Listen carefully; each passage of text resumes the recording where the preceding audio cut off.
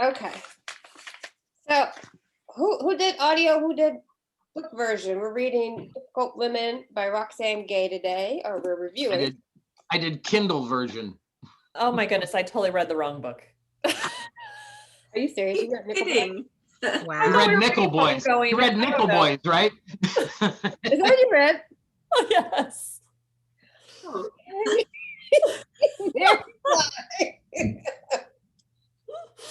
I'm prepared for future book clubs. You and Tom both. I think that one's supposed to be next. Oh my gosh.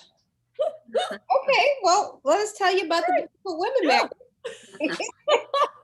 You get I read like 8 stories. I couldn't take it anymore. I was gonna read more, but I started skipping through it after a while.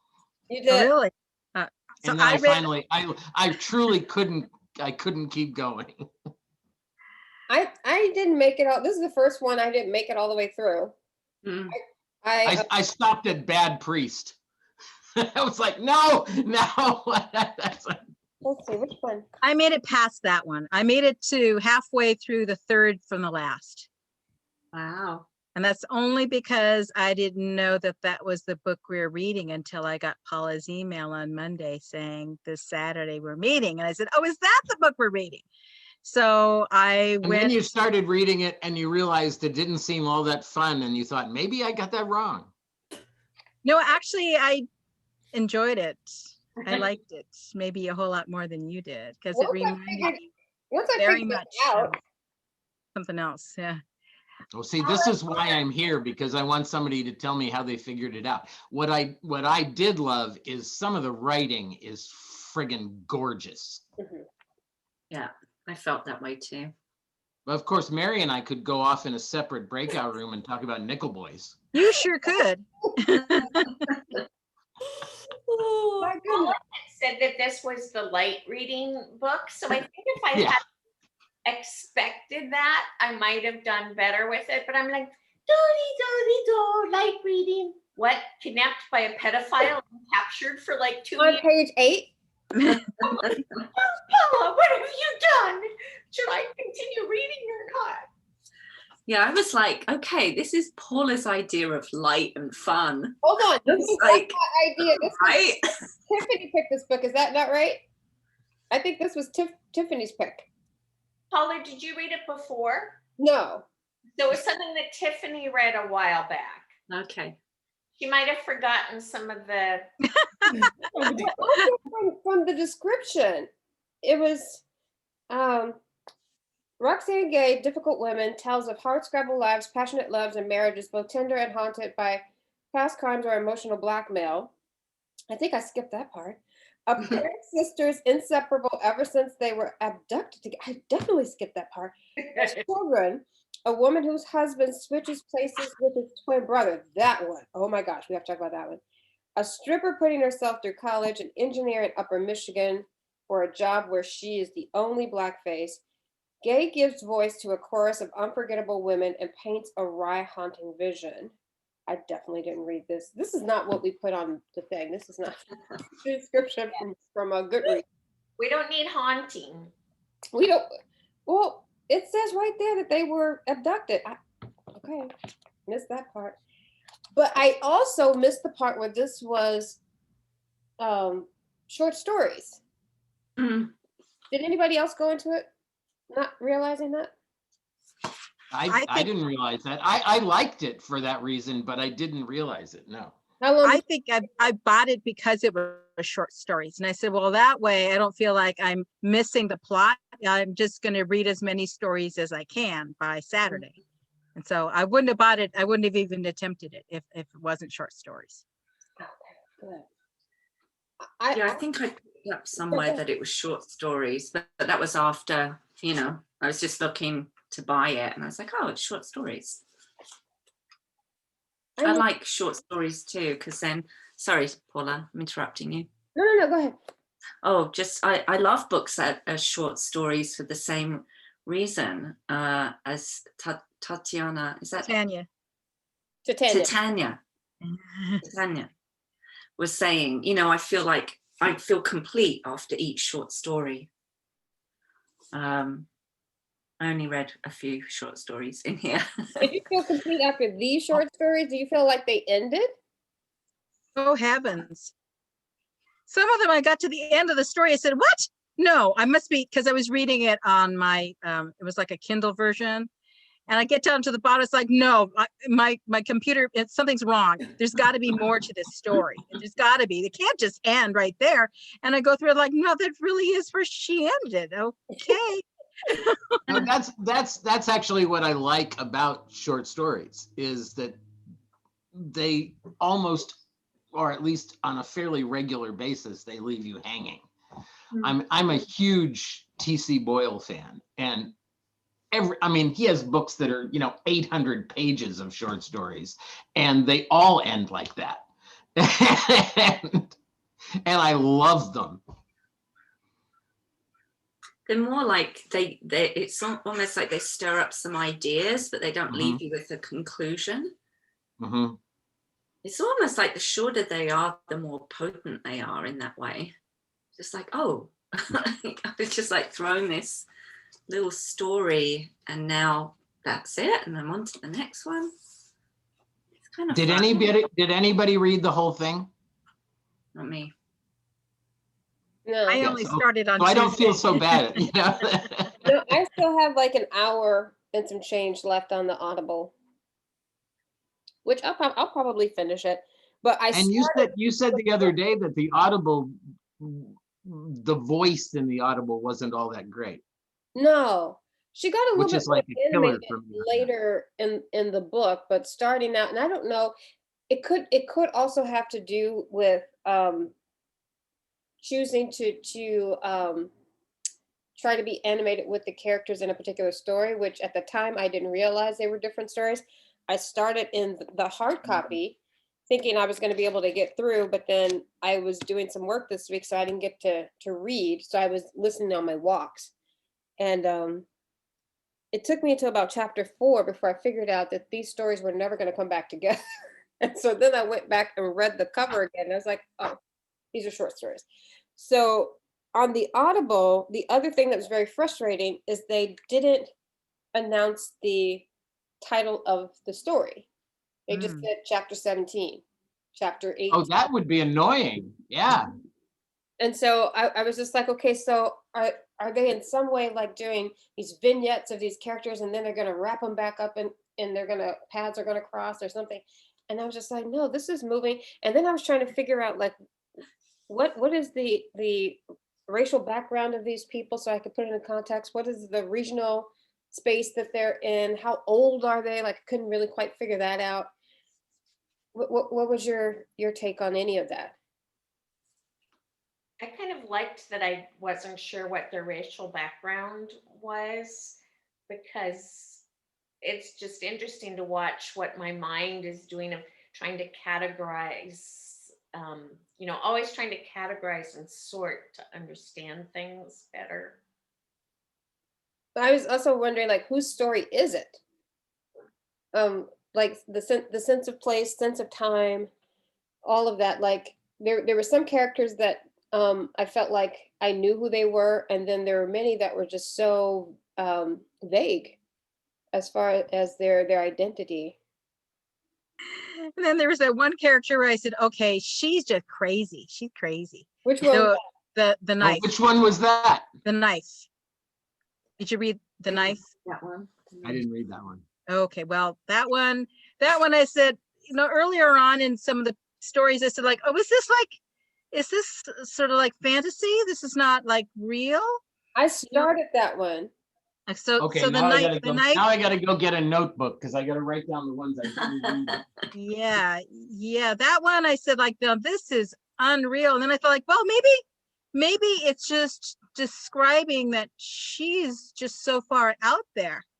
Big, that one actually, I didn't enjoy the reading of it, but then afterwards I thought about it a lot. And so I said, like, okay, it did make me very uncomfortable, some of this, because I wasn't sure. I was really knocked off the chair going like, I don't know, is this real? Is this not real? Is she crazy? Or is this really what's going on? I don't understand it. So Mary's going, That's the one I don't that I understand left off anything that's going on. No, Do I the want to funny read thing this is- book or do I not want to read this Mary, book? I recommend that you read The Knife, just because The it Knife, is, okay. it's quite, it's not really long, and it's just like the whole thing, you just go, whoa, whoa, you know, 10 and 10 pages.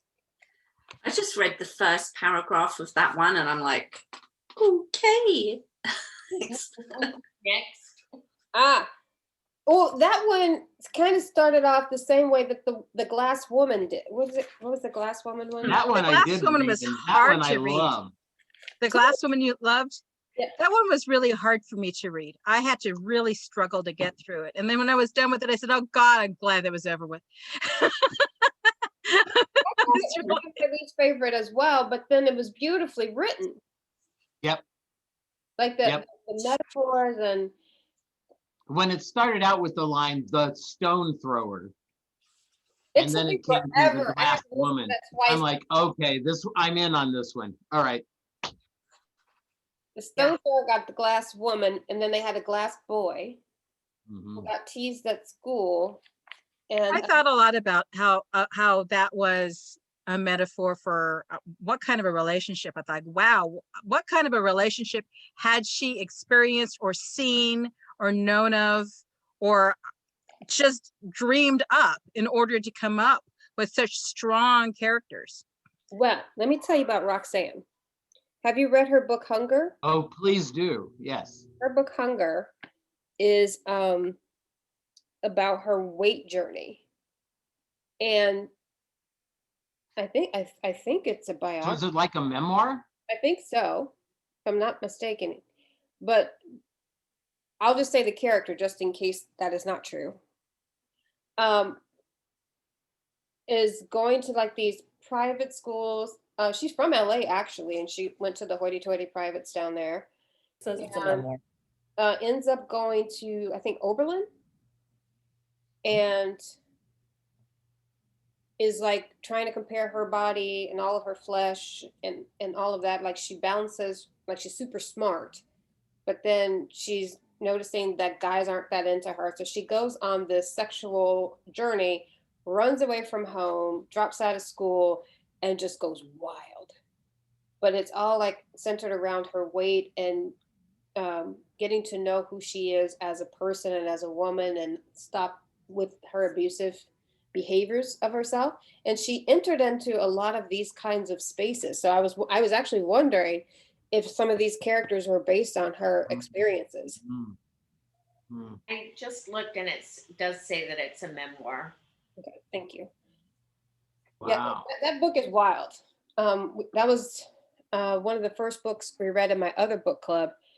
And I voted for it because I thought it was going to be about like food.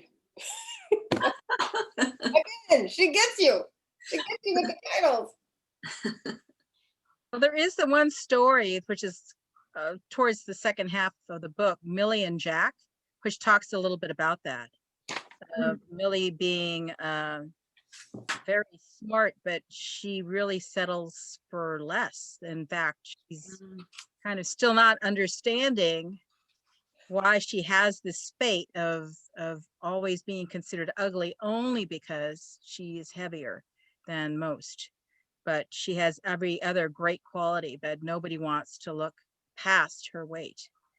And then the relationship she has with Jack, which is interesting. And in fact, I was wondering what was going on. I thought there was some amazing insights, and I really loved the insights that I had never seen written down before in that story. And then when I got to the very end, I realized how lost Millie was, even though she was so smart, but she felt so trapped in her body, so trapped by the way people treated her. Wow, that's interesting. That sounds interesting. I did think back to her the memoir when I read that one, where she was just like, sometimes I just do it just because that's what you do when you look like this, which I thought was very interesting wording. That's what you do when you look like this. It's like, no, that's not what you do, but okay. Yeah. And then what was your absolute favorite of the ones that you did read?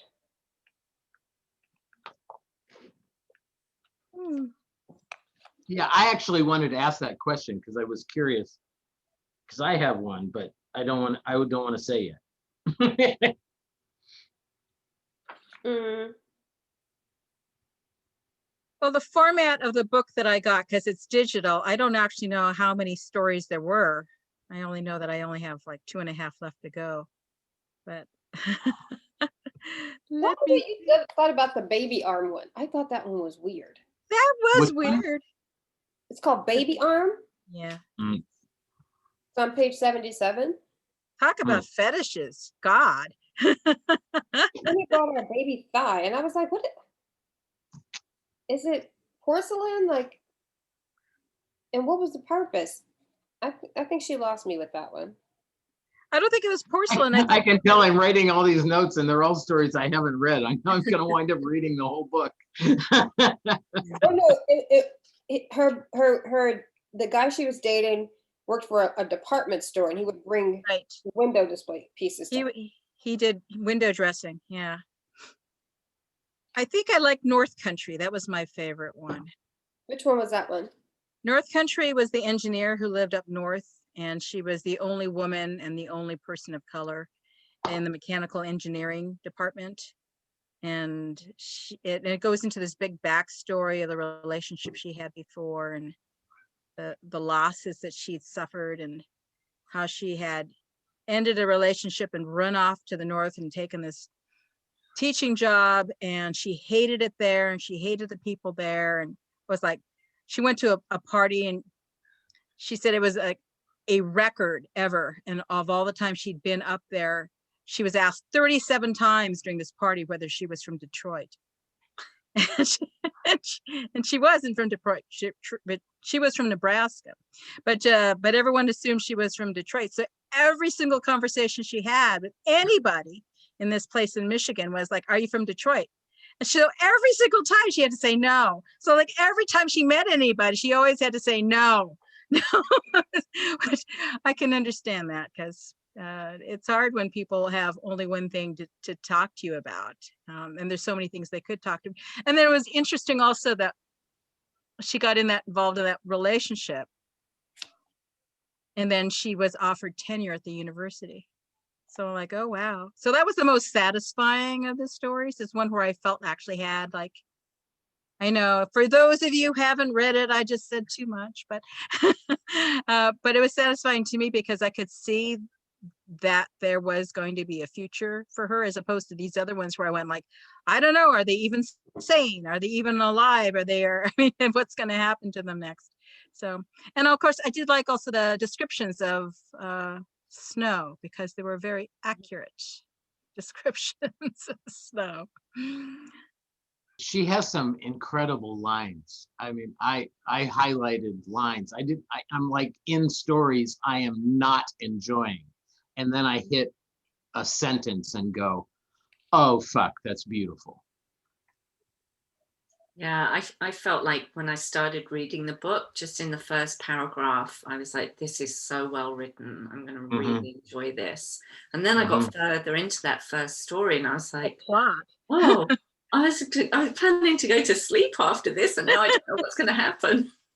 Well, you know, there is that side of it too. You know, I mean, that story, that first story is fucking hard to read, but you read it because it's beautiful. Well, I mean, just the way that the sisters took care of each other during the abduction. And the youngest one is the one who takes control of the situation. And it's just sort of written in this matter-of-fact way. Like, this is what kids do when they get abducted. And when they get out, it was interesting how she doesn't call this husband a deadbeat.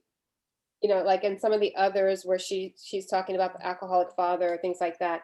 This particular husband, she kind of gracefully says that, I can't remember the character's name, doesn't work, but we don't know why she doesn't work at that point.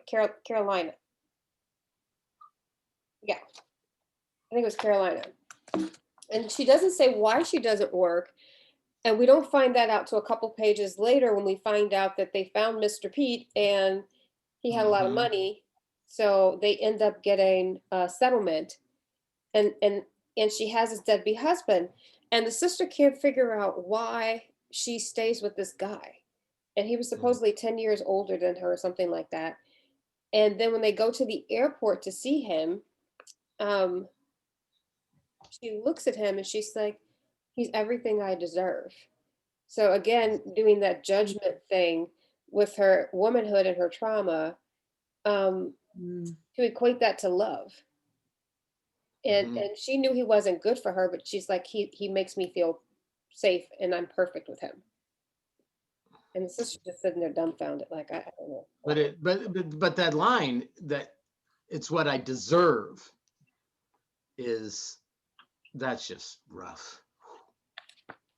There's also the unfortunate truth that being a survivor of sexual assault has a stigma to it. So just like Roxane was talking about being large, this is who you're supposed to get to be with, that there's the damaged goods idea. Yeah, and they didn't even live together. Let me see if I can find that particular passage. 6 paragraph. What you just said is is the thing that is most interesting to me about the fact that it's called Difficult Women. I was intrigued by the title because my daughter a few years ago said to me, "Dad, you like difficult women," which is true. And so I thought, well, this could be interesting. They didn't feel like difficult women. They felt like damaged women. Yes. They felt like women to whom difficult had happened. They weren't difficult women. They were fucked. And so I was curious why the title, unless some publisher decided that was a better title or something. Is there any knowledge of why it's called Difficult Women? I think it's a line in one of the stories. It is. Yeah, one of the stories. Okay, I missed that story. Yeah, there's a story called Difficult Women. Oh, see, I missed that in the content, or I would have read it. I was thinking something different because I was thinking, sometimes I'll meet a woman and I'll be like, oh my God, she's so difficult. But I don't know that person's story, why they are the way they are. And that's what I took from it, was like, if I met these two sisters that were adult and they were like inseparable and no one could understand them, they could only understand each other, and they're traveling sort of around together to visit one of their partners, I'd be like, they're so like difficult. So that's Trauma. What's that? I was going to say, I one of the things I started liking about the book was the descriptions of trauma. Mm-hmm. And as you all know, I grew up in Alaska, which is a rough place. So some of these stories I thought were so perfectly articulated, because I've known people who are just as damaged as some of these women that are in the book. And it was interesting because I've never really read a book that described people who have that damage and how they just get through their daily life by having something that they cling to that the rest of us would go like, really? That's a bit much. But I liked the identification of the things that people cling to in order to get themselves through the day when they've been through just hell, right? The story of Hannah and Anna, which one was that one? The twins. The twins. The twin ladies, and their mother was beautiful, and their father was a bum who was in the basement. Yeah. My God, this is not one I read. I'm like so excited to read the rest of this book now. Yeah, me too. I was like, okay, I'm glad I'm done with that. Now I'm not done with it anymore.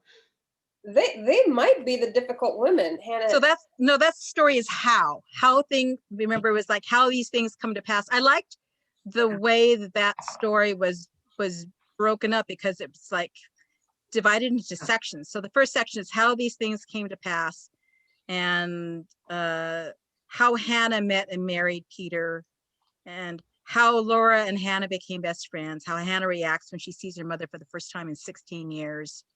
How Hannah falls even more in love with Laura than she thought possible. And I mean, I like that because it was a short story, but it had these chapters that were like 2 or 3 paragraphs that were like an entire chapter.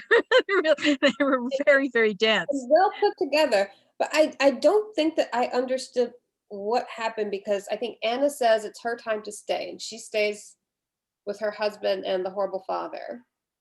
But she doesn't. She doesn't. Anna goes with them? No, it was Anna, the baby, her husband. They all left. And they all left. Okay. Yeah. So I had to read that through a couple of times because I was like so disappointed. I was so disappointed. I said, like, you can't stay. I mean, that's how real the characters were. And I thought, like, oh no, she can't do this. And then a couple of paragraphs later, like, nope, they all took off together. I thought, her father was a piece of work. And the husband was a piece of work. The fact that he would go and eat for free at her jobs and he didn't work. And the line that he says, a man with no job doesn't need to shave. It's like, really? She's got 2 jobs. And then she was sneaking over the bridge to go and sleep with college students. I felt, vindicated about that. Like, yeah. Yeah. It's very interesting. And then the old nasty bartender. So it was like they were just steeped in kind of small town foolishness. Yeah, that was interesting. I like that. That's a good line. That would be a good title for a book, Small Town Foolishness. All right, go ahead, write that, Tom. That sounds like a book of short stories right there. Have you had experience living in a small town? I have lots of experience living in small towns. So a lot of crazy things can happen. The difficult women chapter, I didn't realize, I should have come home and looked at that after I was walking and listening to it, because I couldn't quite figure out where it's like loose women. Yep. And then who a loose woman looks up to, where a loose woman lives, how a loose woman longs to be touched, how a loose woman sits at a bar. How does a loose woman sit at a bar? What a loose woman sees in the mirror. That is literally 2 sentences. I love that. Nothing. He doesn't look. Oh no, I did read this. I did read this story. Yes, this was one of the ones I loved. I forgot it was actually titled Difficult Women. Yeah, And that then was. it has the prudent women. How she got that way. With whom she surrounds herself. What a prudent woman wears. What helped her, or what happened when her mother died? Where a frigid woman goes at night. Then it goes into the crazy women. Why a crazy woman is misunderstood. What a crazy woman talks about in therapy. What a crazy woman thinks about while walking down the street. What a crazy woman eats. She gets creative with Kale, just in case you didn't. There's a line in that particular section, which was one of the lines. So I just, one very worn copy of The Art of French Cooking. I mean, that's a beautiful line. Yeah. What happens when a crazy woman snaps? That's another one. I wrote, I highlight, he stares down her blouse, and it's the presumption in the way he doesn't hide his interest that makes her hold the sharp letter opener in the cool palm of her hand. She is defiant. Oh, hell yeah. So well in here. Like, don't say that all women are crazy. There's a particular type of crazy woman. Don't say that all women are loose. There's a particular, and here are the characteristics that I'm going to lay out for you. I just thought it was just so well done. Yeah. I feel like, I mean, I know I haven't been coming to these Glide Reads meetings. I think I've only come to one before, but I feel like I want to look at this book again next month. Me too. Can we do that? We ought to finish up reading that. Smash up. We And, can and Mary can read it. Yeah. Mary can read it. and then all the Nickel Boys readers read Difficult Women. And then we can have a smash up meeting. Well, Perfect. then I'll finish the last of the stories. I'll be, then we can all talk about. That actually would be a pretty good mashup, you know, Difficult Women and Nickel Boys. That would actually be pretty good. Oh wow. It is something. Let me see. I still have a good hour and a half to go on mine, so I still have some time to read them. I want to hear what people thought of the ones they read. What were their absolute favorites? Titania said a number of them. North Country I liked. Sounds like it had a good ending. Which one? North Country? Yeah, it had an ending to it. As opposed to the other ones where I got down to the last line, I said, whoa, what happened? What? Where'd the next sentence go? It's gone. And then I would think about it, I was like, really? That's how you're going to finish this? Okay. Yeah. See, that's the thing for me. I love those kind of story endings. I love them when you're left hanging and you sort of have to go, okay. Oh goodness. I Those could write those are like some of my favorite stories. I'm going to reread that one. I was a big fan of Florida because I grew up in South Florida. I moved away and then I came back in the period of time that this is written about and to visit my parents, and sort of not really in that kind of gated community, but on the edge of that gated community. And my niece was living just like one of those people in a pseudo gated community where they weren't really the supposed people who were supposed to live there. They were the ones they let in because they couldn't sell all the houses. And I totally dived into that one, and the different types of people that were there. It was that one was that was one I just completely locked onto. Yeah, I like that one too, but I felt like it didn't necessarily need to be Florida. It could have been any number, could have been Arizona, you know. Well, I lived in Arizona as well, so maybe that was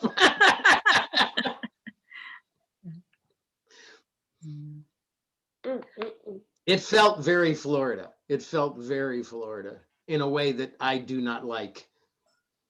Say more about that, Tom. No, I really don't Then think we so. have Tatiana here. Hi, Tatiana. Hi, friends.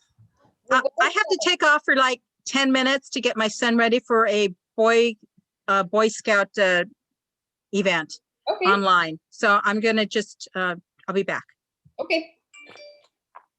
It's like you guys are the two, Tatiana can't be in the same room.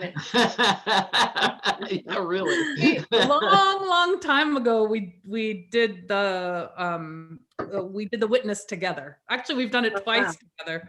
Oh, wow. To make fun of our names.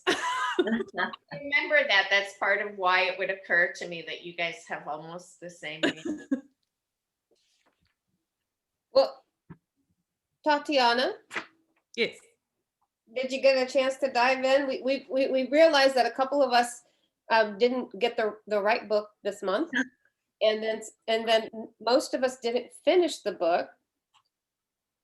But Tatiana, she got the furthest. So she got like 2 stories from the end. How far did you get? I actually listened to the whole thing. Oh yeah. Whoa. Good for you. I love her. You're messing up the bell curve. I'm sorry? So you're messing up the bell curve. It's okay. I would, so are you considering like talking about it another time or just not? I mean, No, we're talking about it for sure, but then we're going to revisit it. Okay. Yeah. I mean, I don't know what you've all shared. I know I suggested her. I love her. She reminds me. You, not Tiffany? Maybe Tiffany did. No, I definitely did. And I always read her columns and stuff like that. And then when I was listening to this, I was like, oh my God, every story has like some graphic sexual element to it. I was like, okay, great. We're gonna be talking about this at church, and I'm gonna be just like, I had to get myself. I was totally like, this is why I'm at Glide. Because there's not another church I've ever been in my life where we'd be having this book discussion. But so I had to get over that. I noticed that about myself, like my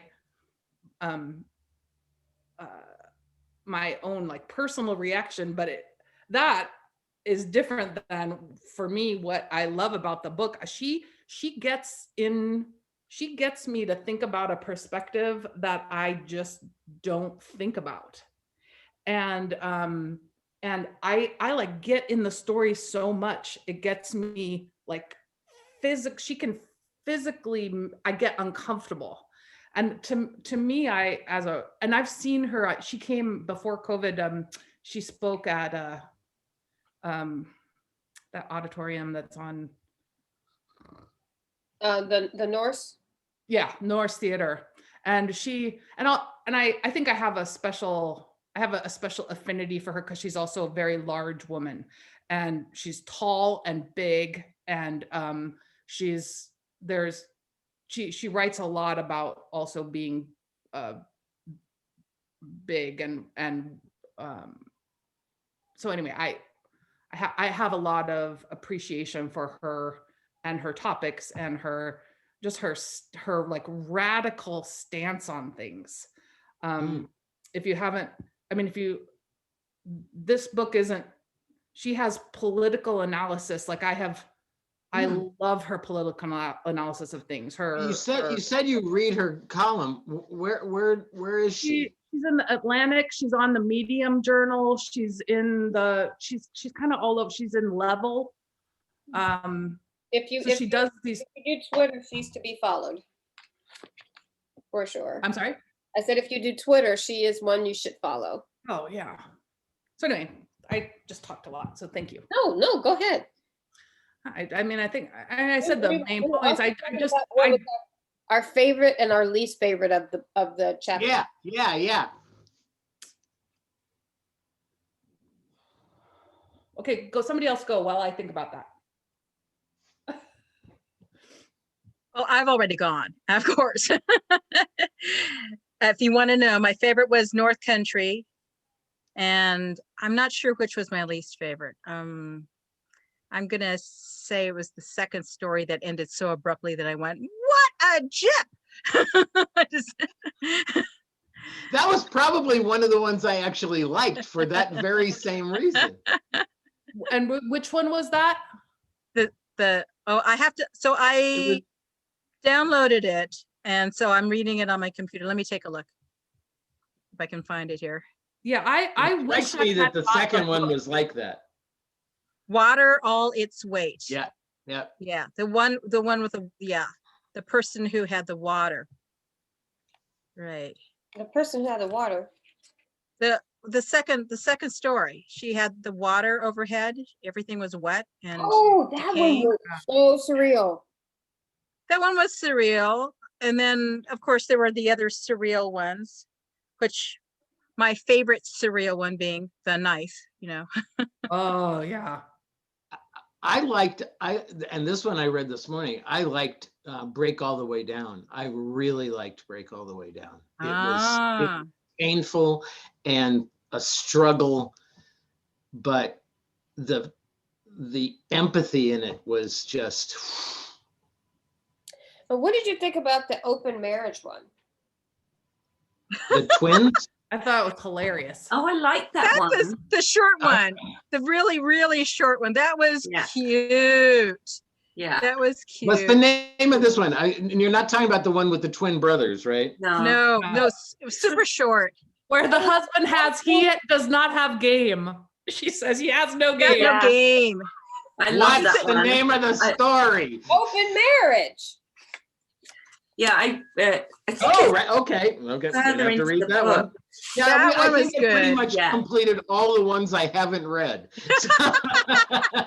Yeah, I jumped ahead and read that, and then I think I posted something on the Glide Reads Facebook page, but I don't know if people really comment on there, or if there's a way to sort of be in touch before like we meet like this, because I was like, I have to say something about this story.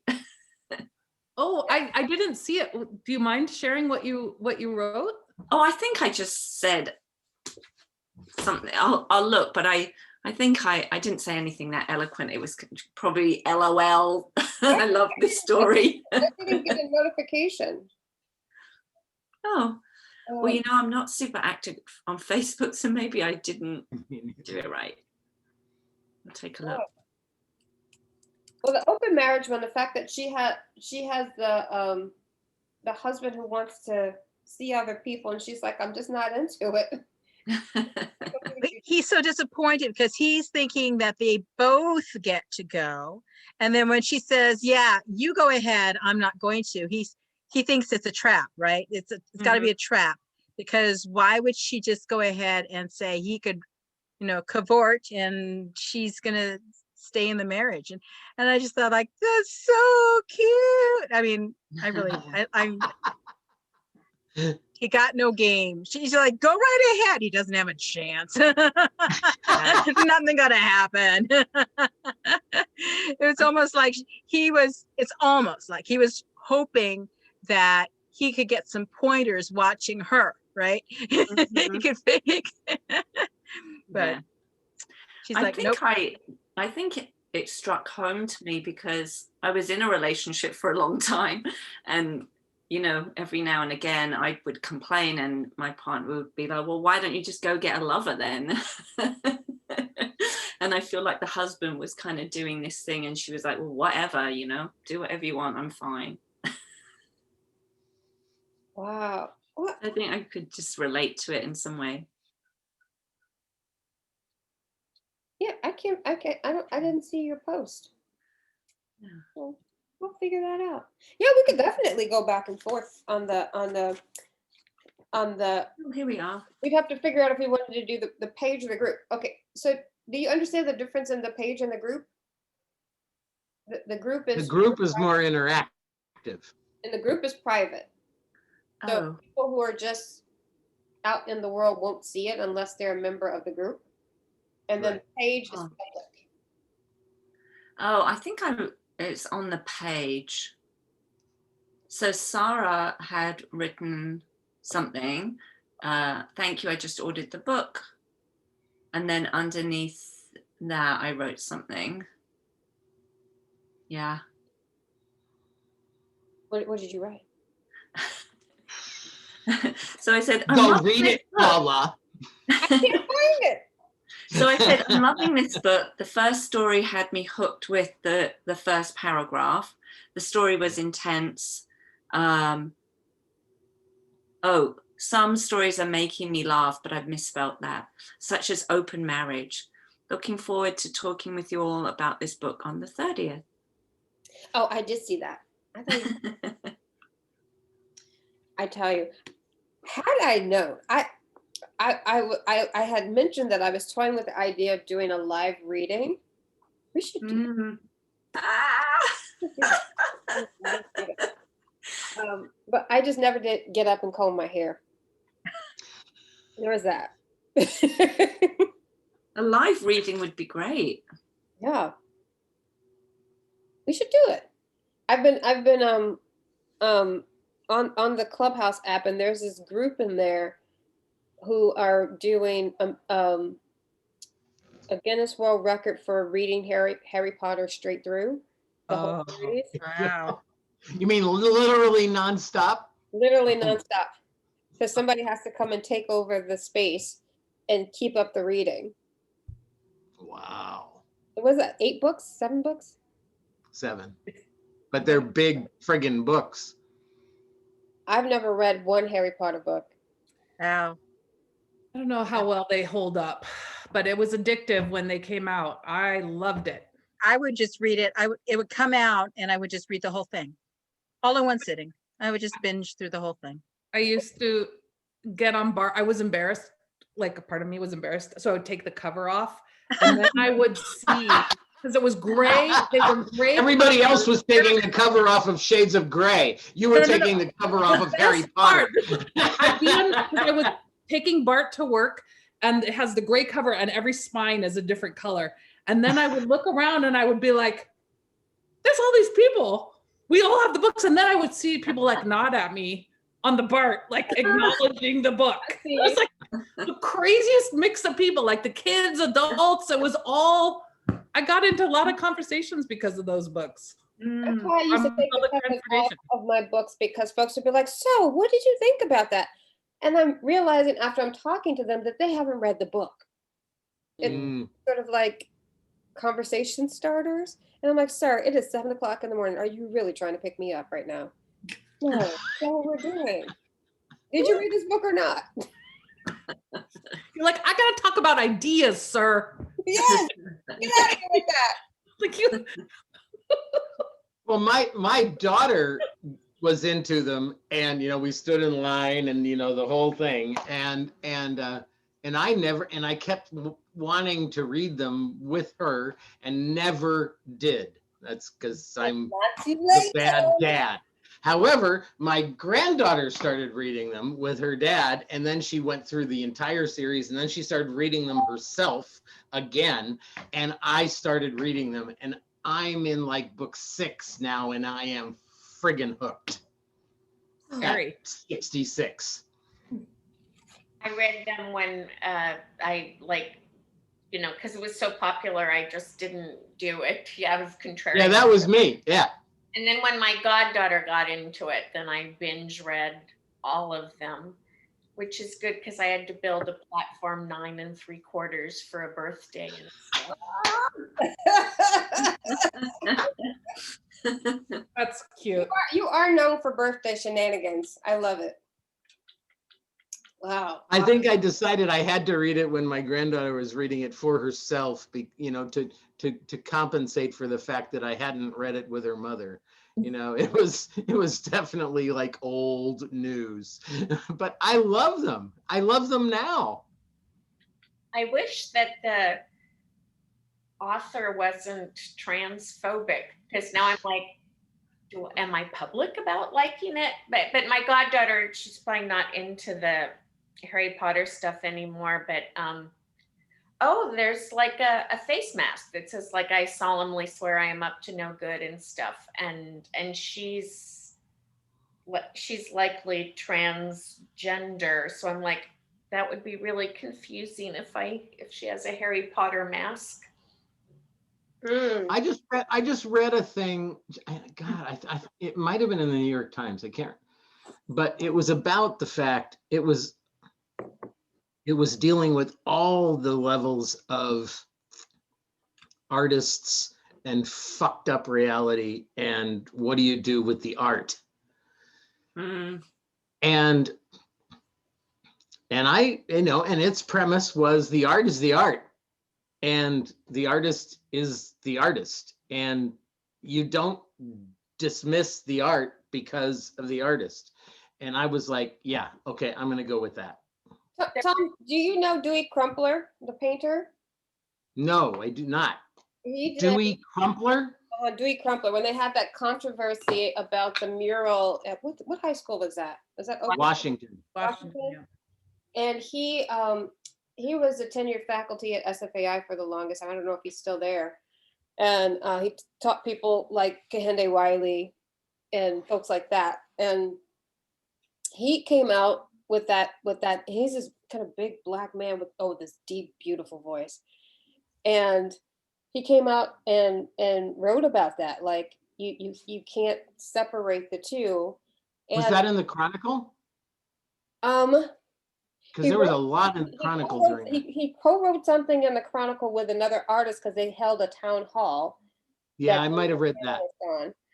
And then he also was writing for like Art in America and some other spaces. But it was interesting to me because a person who has gone through the civil rights movement and all of that was able to separate the two things, but then also had some really great points about erasure of history and the fact that they weren't actually teaching the mural in the classes, but they made the kids walk by it every day. And the ones who were receiving the trauma for it were the ones who actually identified with the imagery. And the other people, it was invisible. And nobody bothered to deal with the fact that the artist who made the imagery had a social statement to make about the egregious nature of the reality. They had this opportunity to make an incredible social statement. And instead they went to, oh, this is bad, let's cover it up. Well, yeah, but I'm sorry. No. Go, no, Paula, I didn't mean to. Oh, go ahead, Tatiana. I mean, I gotta, yeah,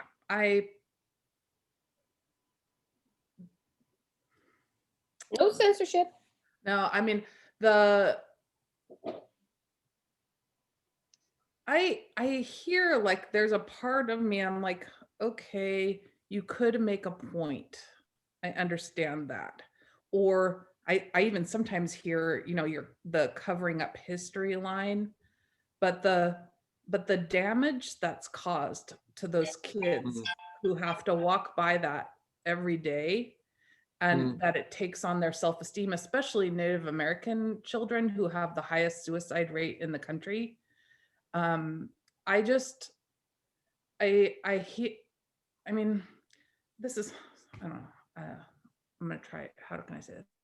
I mean, one of the reasons that, I'm gonna just be, forgive me for being blunt, but please be blunt. One of the things that white supremacy does so well is the intellectualization of how people, or how we relate to a topic or an idea or a picture versus the human impact and what these children experience when they walk by something like that. And there's a huge history. There's like, and I love education.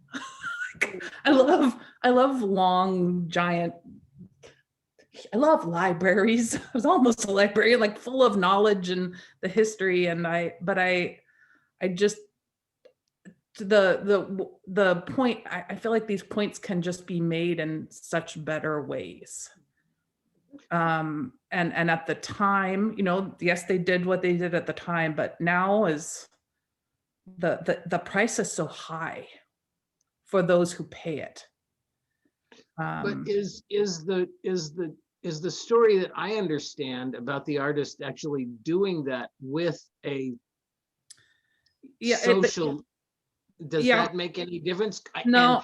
And what Fiona said about the fact that, I think it was Fiona, about, they're not teaching it. They're just also, making them, it was Sarah. No. That's also a problem. So I've heard the thing about the Confederate monuments, like you can have them in a museum, and it makes sense to me. Like if you had a school that was formerly mostly Christian kids and they had something about the Holocaust with a dead Jewish person, and it was meant to be educational and it was meant to be opposed to the Holocaust, but the Jewish kids don't want to see it every day. Mm-hmm. I really like your point, Tatiana. Like it's like just picking at the scab every single. That is the best argument I've heard, because there's the argument against the imagery, then there's the argument for it because the guy who painted it meant it to be a statement. But when you put that together with what Tatiana said, that it's still friggin' painful when you walk by it every day, that makes sense to me. And it also harkens back to whose story is being told and through what lenses. Mm-hmm. And the fact that it's just there in the hallway and nobody ever references it, but they're the whispers of the oppressed who have to engage with it every day. Mhm. Why is that not, if that is the intention of the artist and the reason that it was commissioned to be there, why is it not a part of the history that's there? And why are all the other stories left out of those same Mhm. history lessons? So it's a big complex. Yeah, that makes sense. I understand that better now.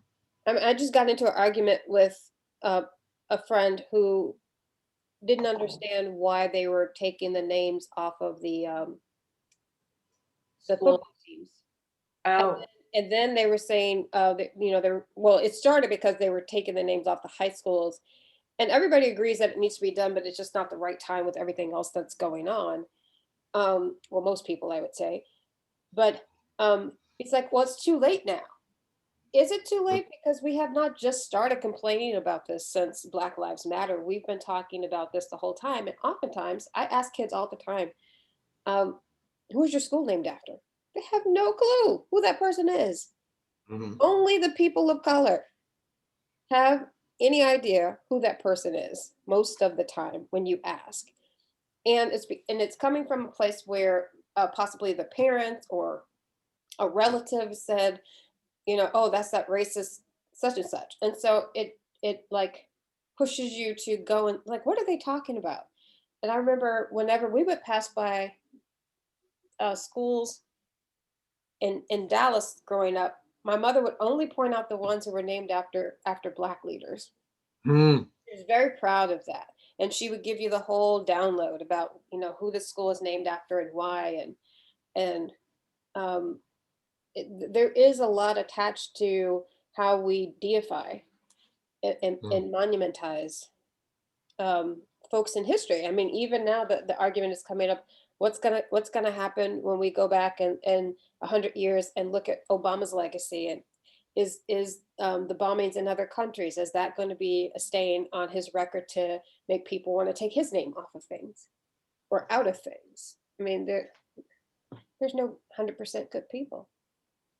I'm thinking about the mural at Washington High School too. There's the idea that like when they do studies and if you expose girls or women to the idea that girls or women are not good at math, they don't do as well on a math test after that. And I wonder like how Mm. it affects the academics as well as the emotional, to like each time you're going into school to be reminded of having been um, dehumanized.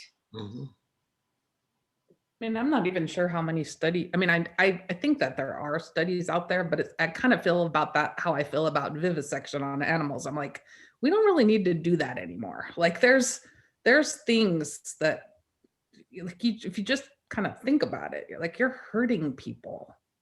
Like if people say stop using my Native American tribe as your mascot, why wouldn't you listen to them?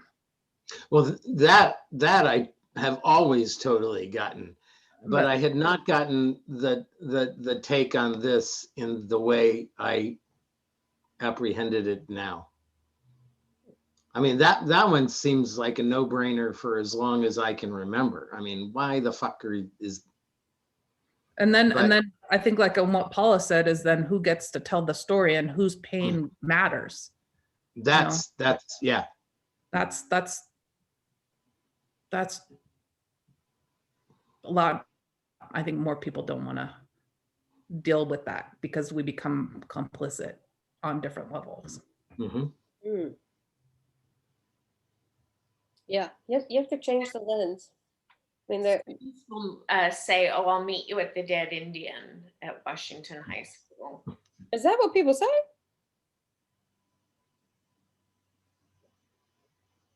Are you serious?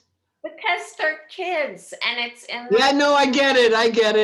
I just can't believe it happens. so it's like it's a landmark. Right. Wow. Yeah, they did in what's that university, Santa Barbara. There was also, it was a town name. I mean, it was actually it was a road, and it's also called Dead Indian, which they're changing these places. It's like, what beautiful new names could we make? That's not a eraser of the history that we did, but My godkid's school was named after LeConte, and somebody I had never heard of who has a not good background. And they did like a public decision making about who to name it after, and they named it after Sylvia Mendez, who was like the Latino, the Mexican American version of Brown versus Board of Education. This preceded this. It set a precedent. And Sylvia Mendez's parents sued to get her and other Mexican American kids to be able to go to the white kids' school. And Sylvia Mendez is still alive, and they named it after her. And she did like a whole series of presentations to the kids. It was so touching. It was just so moving, and the kids were so respectful, and she was so respectful to the kids. Like, I was like teary every time that I went there when they were doing something. It was really good. Brings me back to the question of, should we have monuments outside of museums? And like, why not go with just like New York, PS 12? I love that. I just read a Ella Baker quote today that said, "Strong people don't need strong leaders." And which reminds me of what you said. Why do we have this hero worship? Why do you have to have, I mean, it's different than, okay, so then we would lose the Sylvia story, okay, if we don't do that. So I get there's nuance involved, but well, the Sylvia story should still be happening as we take a look at curriculum, where was Betsy DeVos for the last 4 years? Who knows? We know. We know where she was. I know where she was. Nothing impacting curriculum. I think the only curricular shifts that have been made, for the most part, have been in independent spaces, and then in the public schools with the woke teachers, that have figured out a way to meet state standards and Common Core. It's not rocket science. I mean, you could still teach Common Core with other lenses, but for some reason, these folks don't choose to change it up. And when you do find a teacher that does change it up, they end up on Good Morning America because it's so incredulous that this is possible. Hopefully that'll change more as, like, more white people understand white supremacy better, and it's hopefully, and they'll see it for what it is. But I'm not holding, I mean, I think even under that, which what Roxane Gay writes about so well is, I mean, it's misogyny that's in our culture, because if we really go under that, that's the I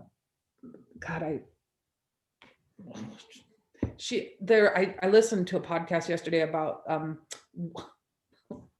witches in Nigeria and how these women are being killed, and then it was these two Italian women were talking about it, but they live in Italy. I guess they're by immigrants, but they were also just saying the numbers of women killed in America, and I'm like, oh yeah, I forgot just how many were just killed all the time. And then Black trans women are killed at the highest rate per percentage. And anyway, I wonder. Do post that. I'd be interested in listening to that. Yeah, me too. Okay, I will find it. Wow, you just put witches in Nigeria, a lot of stuff comes up. Because the Pentecostal, I understood something about America that I hadn't. It's because there's such a strong Pentecostal presence that there's a movement to suppress the indigenous and native wisdom that women carry, and then we get labeled witches, or we say we're a witch, and then it becomes the flip side happens. So it's a way to get women's property stolen and all, the typical. the typical. Why is that related to Pentecostals? Because of the rise in the Pentecostal churches, the leaders, those leaders are unafraid to be unafraid to be to come out and say that person is a witch and that person is a witch. Okay. Is it Pentecostal or evangelical? No, she's right on this. I think it's Pentecost. I think so. I'll look. I'll listen. I didn't. No, I will buy Pentecostal before evangelical because it's a much broader category, and Pentecostals are already in this sort of supernatural spiritualist. Supernatural, exactly. I was gonna say. That's why I'm like, are you sure? Because they're already out there doing this stuff. Well, Yeah, I know, but they're doing it. They point to evil, and it's easy to otherize women as the evil. Because they got no problem with the idea that there are demons. Evangelicals, they're like, they're more politically correct. It's either heaven or hell. Well, yeah. I remember this Pentecostal lady who used to, and I was just thinking about her the other day. She was this heavy set, short black woman, and she, would wear white from head to toe. And we went to Catholic school, so in the wintertime, we were allowed to wear pants instead of skirts. And she would get on the bus, and it'd be like 5 o'clock in the morning. Again, it's too early for this, ma'am. It'd be like 5, 6 o'clock in the morning. We're catching the bus to go to school, and she'd have her Bible, and she would sit at the front, and she'd just be talking and fussing at everybody, telling who was going to hell, and reading scripture. And she would come out with your own personal scripture reading for the day. And we were like maybe 7, 8 years old, and she would tell us we were going to hell for wearing pants and all of that, and your mother needs to be locked away. It was just, I was like, it's 5 o'clock. Why the hate, lady? And I was a child thinking, why are you so hateful? But she was pushing the word of the Lord. In Africa, there's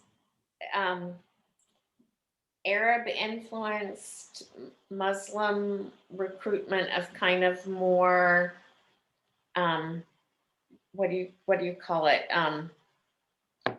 Extremist isn't the more fundamentalist Muslim recruitment, and then at the same time more fundamentalist Christian recruitment. And when I was in Tanzania, I talked to Muslims who are like, on Zanzibar, Which is it used to be its own country, and it's Muslim. There's very little Muslim majorities, very much so. And these Muslim guys were complaining because it went from women having African print outfits and then an African print scarf on their head as their Muslim headscarf, to all of a sudden the black hijab and burqa thing and stuff. And they're like, this is not our culture. This, we're being taken over. Well, it all comes back to trauma and women. It doesn't matter where you go. We've all been traumatized. Roxane Gay. Which brings us back to the book. Right.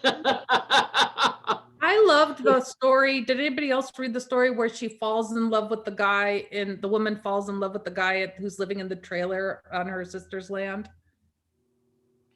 Yeah, that was a good one. Okay, I'm taking notes. What's the name of that one? I don't know, because I listened to it. I'm gonna just get the books. I can't. I tried to. Paula was complaining about that. She said they didn't announce the story titles in the audio. I think in mine it did. I was on Audible, but it's hard to remember. I just said chapter 17. I don't.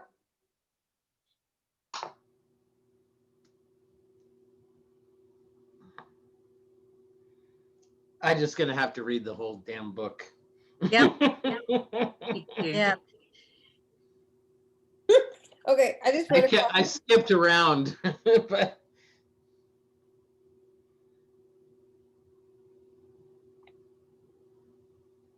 oh, the woman who sits through the funeral.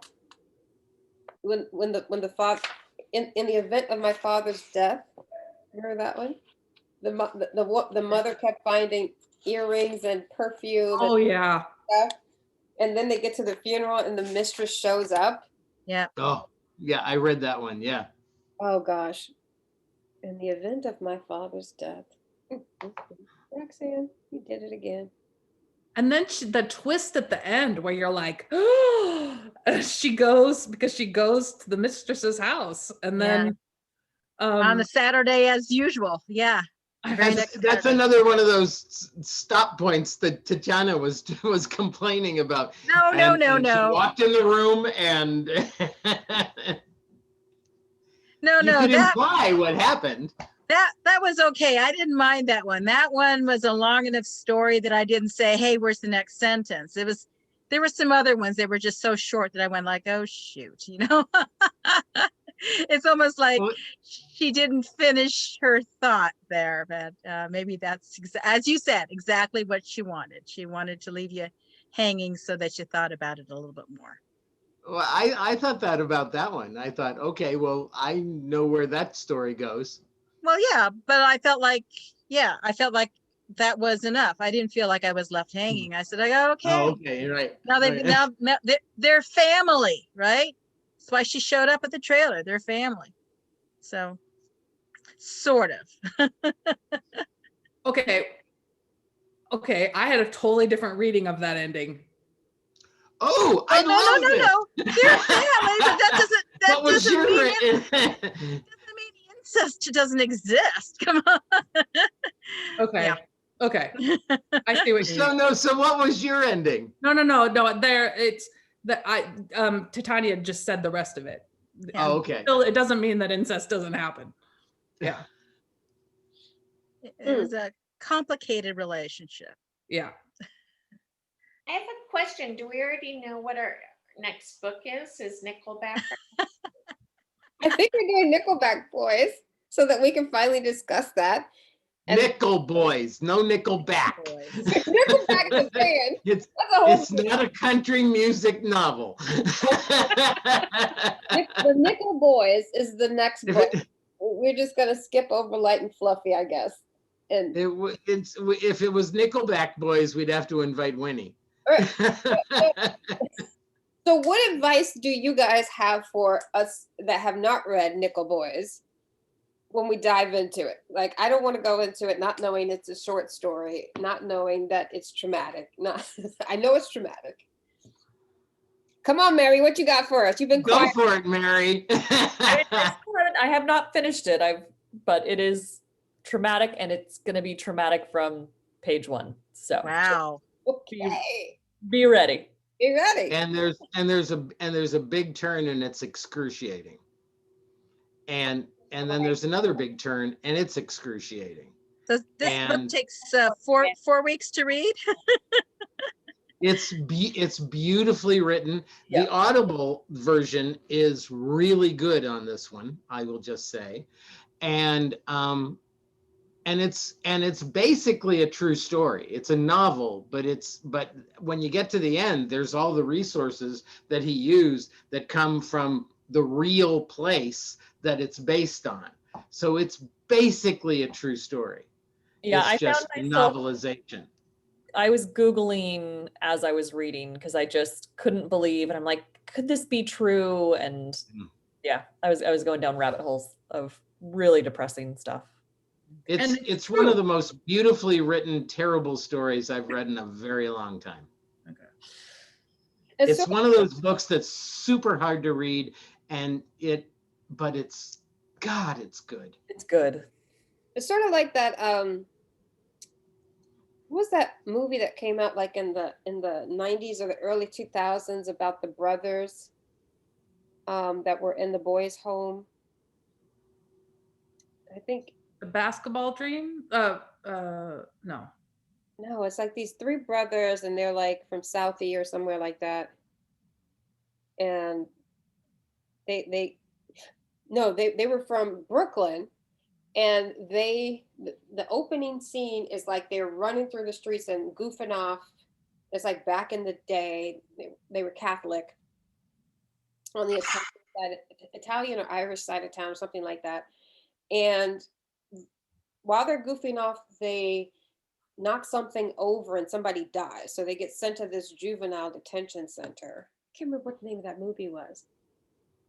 Where they were Yeah, like, that's pretty much the story. sorry. I want to say, why is Sean Penn coming to mind? That isn't there. I will figure it No, out. now you're driving me crazy. I'm gonna have to find it. See, there you go. See, and and on your recommendation, I was gonna watch Antebellum tonight. Yeah. Tell me what you think of the end. But I think Nickel Boys, for right now, Nickel Boys was hard and beautiful. It just, I mean, beautiful writing is beautiful writing, and it was excruciating, but I was so glad I read it. I'll probably read it again. Yeah? Yeah. Sarah's got to bounce. As far as looking Hi, forward Sarah. for folks who have read both books, like say a Tom, do we want to go with our old list or do we want to start from scratch? We still have a couple of books that were on the last list that we haven't touched on. You're going to have to write down the titles and have me look at them, or I can't. I have no opinion. And what was left? What was left? Oh, hold on. I hate the new iPhone. Gotta always stick your face in there. Oh yeah. It doesn't work with the mask. Good point. So Tom, based on your recommendation, not only did I buy the Nickel Boys, but you mentioned another book by the same author, so I bought that book too. So I have them in my living room. I haven't gotten into them yet. So, but they're ready. As soon as I finish those last 2.5 stories from this current book, I'll start. Well, see, quid pro quo here. You've now made me have to read all the stories I skipped over in Difficult Women. And you guys have made some that I want to go and read now. It's really good. Let's see. So did we just We are had said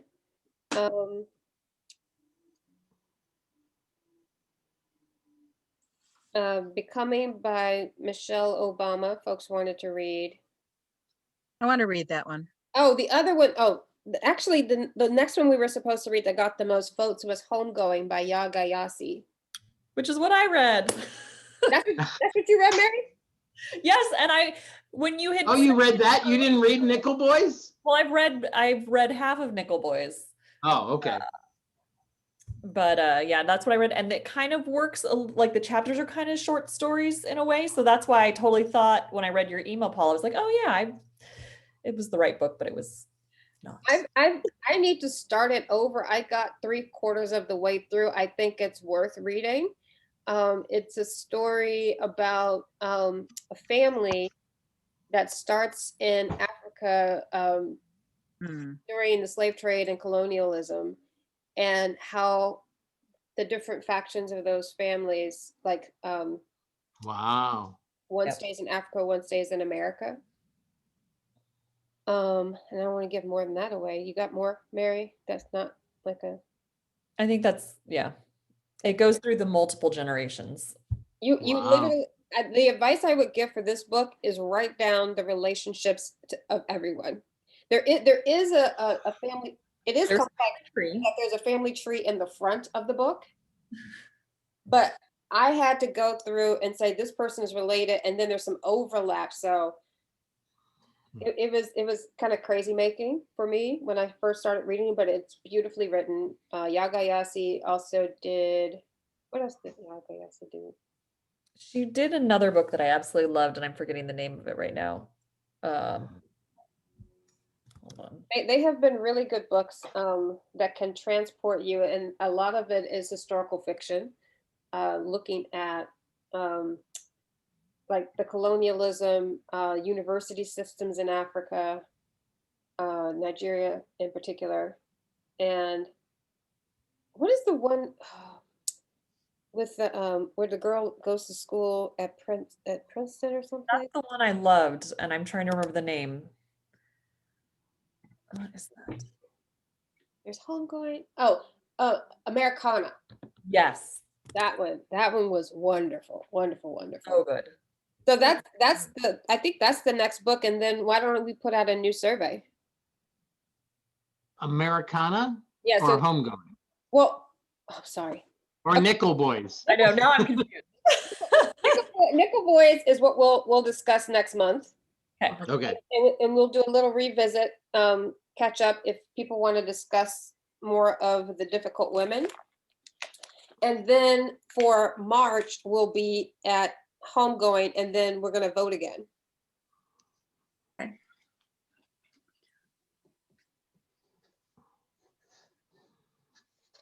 Some of these other books that we chose, quite a few of them folks were, this book sounds interesting, but not now.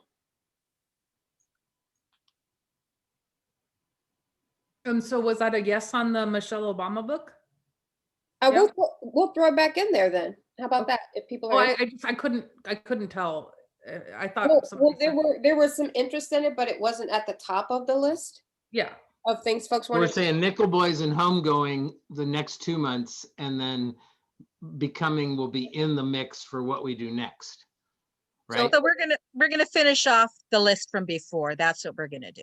Okay. Okay. Let's do that then. We have it. But we'll, So is there a date for next time? oh, how is Saturday still works for everybody? Is that correct? Yeah. I got somebody who was just like, I can't do Saturdays. Is the 27th good for everybody? Works for me. 27th at 4? I cannot do the 27th. That's Chris's birthday, so he would not appreciate me disappearing. And how many pages is Nickel Boys? But it's dense, right? It's not, it's a pretty easy read. It's just deep. Well, folks need to take a step away from it. I don't know what it's on Kindle, so I don't know how many pages it is.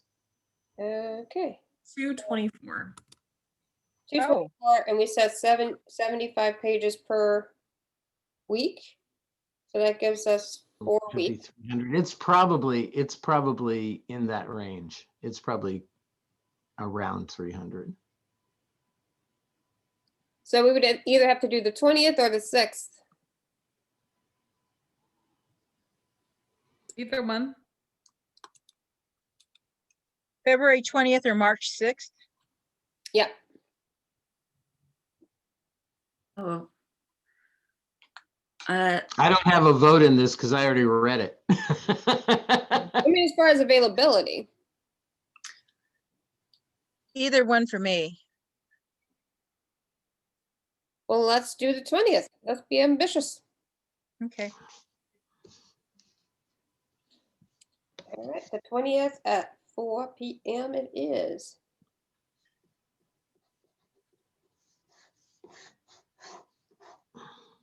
Cool. All right, Tatiana, love to get the link that you have for Yeah, the. I will find it. I'll email it to you, and then maybe I'll send it. I'll just send it to you. So, yeah, thanks. Thank you, Tatiana. I really appreciate your sort of entire take on the Washington thing too. It was very helpful to me. I'm glad. And Paula started. It's her. I'm just following up on what Paula said. Always start in trouble. That's good. I mean, that's good trouble. Necessary trouble. I hope it's some John Lewis trouble. I hope. Yeah, you're right. All right, loves. It's 5:31. This has been lovely. I will try to. Is everybody using the Facebook? I just sent I pop into it, but not often. Okay. I wasn't in the group. You were in the group, not on the page? I was not in the, I was on the page, not the group. Now I've sent my group request. Okay, I will fill that out. And then do you need more interaction while we're reading? I heard a couple of people say they would like that, so we can create a discussion in one of the rooms. We'll figure it out. Possibly. I'll ping you, no worries. All right, so I think we're good then. Anybody want to take us out? Fiona, what are your last thoughts? I want to read more. And you're all inspiring me. Those are my last thoughts, I think. Yeah, no, it's definitely one of my intentions. And so this sort of keeps me at least going. And I think the weeks for me can just really fly by. So I think that's why maybe once a week, a little prompt or touch base would keep me on track. But it's good. I really appreciate everyone. Good conversation today. Thank you. Thank you. Thanks. Thanks, everyone. All right, I miss you all. Bye-bye. See you See soon. you Sunday, tomorrow. Bye. Yeah, Yeah. tomorrow. Yes, Sunday.